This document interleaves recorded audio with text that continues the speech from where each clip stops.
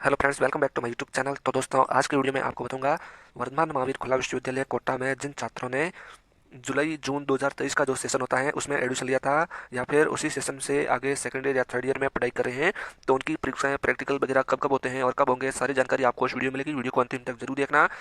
दोस्तों, प्रवेश सत्र जुलाई का मतलब है कि आपने जुलाई से लेकर अक्टूबर नवंबर तक जब भी आपके एडमिशन चले थे उनके बीच आपने किसी भी तिथि को प्रवेश लिया था, तो आपके एग्जाम डेट वगैरह कब होते हैं, एग्जाम कब होते हैं, टाइम टेबल वगैरह कब आता है, संपूर्ण जानकारी आपको इस वीडियो में मिलेगी। वीडियो को आप अंतिम तक जरूर देखना। और दोस्तों, वीडियो शुरू करने से पहले मैं बता दूं, दोस्तों, अगर आपको वर्धमान महावीर खुला विश्वविद्यालय कोटा के किसी भी कोर्स की 1 वीक सीरीज चाहिए तो आप इस व्हाट्सएप नंबर पर मैसेज करके अपने घर पर 1 वीक सीरीज ऑर्डर करवा सकते हो। लाइब्रेरी की आपको किसी भी कोर्स की चाहिए, चाहे बीए की, बीएससी की, योगा कोर्स की, आपको कोई भी 1 वीक सीरीज चाहिए तो आप इस व्हाट्सएप नंबर पर मैसेज करके ऑनलाइन आपके घर पर ऑर्डर करवा सकते हो। चाहे आप कहीं भी रहते हो, आपके घर पर 1 वीक सीरीज पहुंचा दी जाती है। और आपका विश्वविद्यालय से संबंधित कोई भी डाउट हो, वीएमओ से संबंधित कोई भी डाउट हो, तो आप इस व्हाट्सएप नंबर पे मैसेज करके पूछ सकते हैं।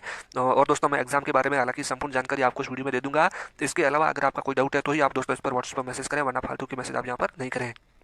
तो दोस्तों, मैं बता दूं, ये देख सकते हैं आपका वीएमओ जो यूनिवर्सिटी है वो वर्धमान महावीर खुला विश्वविद्यालय कोटा में जो यूनिवर्सिटी है उसका ही एकेडमिक कैलेंडर दोस्तों जारी किया गया है। और इसमें क्या क्या नियम होते हैं वो आपको मैं दिखा देता हूँ।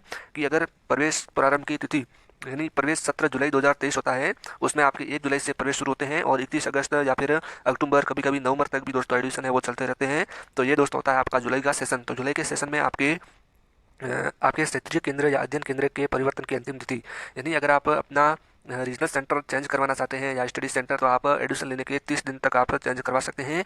और पाठ्यक्रम जो सामग्री है वो परीक्षण की अंतिम तिथि यानी लगभग आपके 15 अक्टूबर तक है, वो इन्होंने बताया कि आपकी बुक्स है वो ये यूनिवर्सिटी द्वारा भेज देते हैं।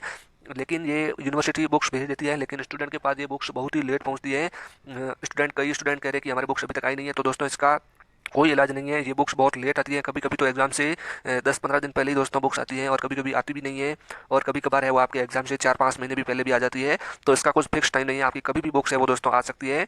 और पाठ्य सामग्री मैंने बता दिया। और विद्यार्थियों का अमुखीकरण अक्टूबर में होता है। और परामर्श या शिक्षण कक्षाएं होती है वो आपकी 15 अक्टूबर से 30 अप्रैल तक होती है। तो इसमें आपको कुछ लेना देना नहीं है। आपको मैं सीधा बता दूं, प्रायोगिक परीक्षाएं यानी आपकी प्रैक्टिकल के जो कैंप होते हैं वो दोस्तों कब होते हैं।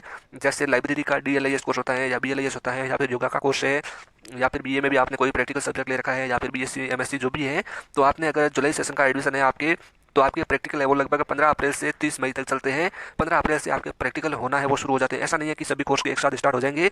उन्होंने 15 अप्रैल बोला है तो आपके अप्रैल लास्ट में भी शुरू हो सकते हैं, मई में भी हो सकते हैं, और जून तक भी आपके प्रैक्टिकल हो सकते हैं। जून तक भी आपके प्रैक्टिकल कैंप चलते हैं।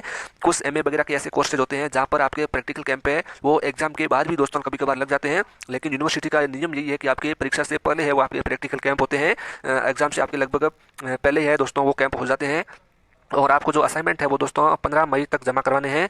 यानी आपको 15 मई तक आपके असाइनमेंट जमा करवाने हैं। लगभग आपके अप्रैल में है वो असाइनमेंट आना शुरू हो जाएंगे, मार्च लास्ट में या फिर अप्रैल में आना शुरू हो जाएंगे। उसके बाद आपको 15 मई तक जमा करवाने हैं। असाइनमेंट का क्या प्रोसेस रहता है उसका मैं अलग से वीडियो बना दूंगा। और आपको इसमें जो लाइब्रेरी और योगा के डिप्लोमा के स्टूडेंट हैं उनको असाइनमेंट नहीं बनाने हैं।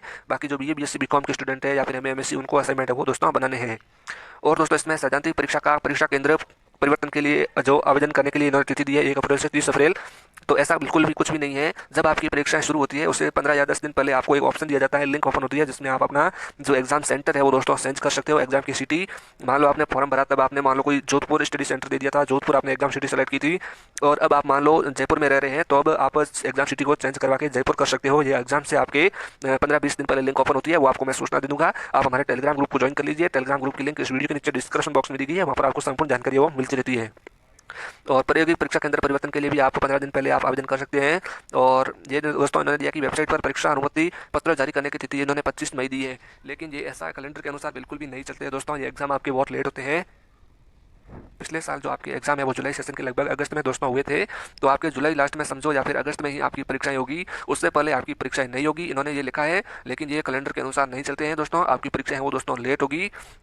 और दोस्तों, जब आपकी परीक्षाएं समाप्त हो जाएगी, मान लो अक्टूबर तक आपकी सितंबर अक्टूबर तक परीक्षाएं समाप्त हो जाएगी, उसके 60 कार्य दिवसों के भीतर, यानी 60 कार्य दिवस, यानी यूनिवर्सिटी में छुट्टियों को छोड़कर जो 60 दिन होते हैं, उसके 60 दिन के बाद आपका रिजल्ट आता है। लगभग दोस्तों 2.5 से 3 महीने आपका रिजल्ट आने में लग जाते हैं। तो 3 महीने के बाद आपका लगभग रिजल्ट आ जाता है, और रिजल्ट जारी होने के लगभग 1 महीने के बाद आपकी अंक तालिका वहाँ से भेज दी जाती है। और रिजल्ट जारी होने के बाद आप 15 दिन तक आप उसकी रीचेकिंग भी करवा सकते हैं। दोस्तों, इस प्रकार ये आपका कार्यक्रम रहता है। इस प्रकार आपकी परीक्षाएं होगी। जुलाई वाले सेशन की मैं आपको बता दूं, आपकी अगस्त सितंबर के आसपास ही परीक्षा होगी। उससे पहले ही आपके डिफॉल्ट फॉर्म भरे जाएंगे। अगर कोई पहले परीक्षा नहीं दे पाया था तो अब वो जुलाई में परीक्षा भी दे सकता है। थैंक यू, धन्यवाद दोस्तों। कोई भी डाउट हो तो कमेंट करके पूछ सकते हैं, व्हाट्सएप पर भी मैसेज करके पूछ सकते हैं। और वीडियो चला तो लाइक करना, अपने दोस्तों के साथ शेयर जरूर करना और चैनल को सब्सक्राइब दोस्तों जरूर करना।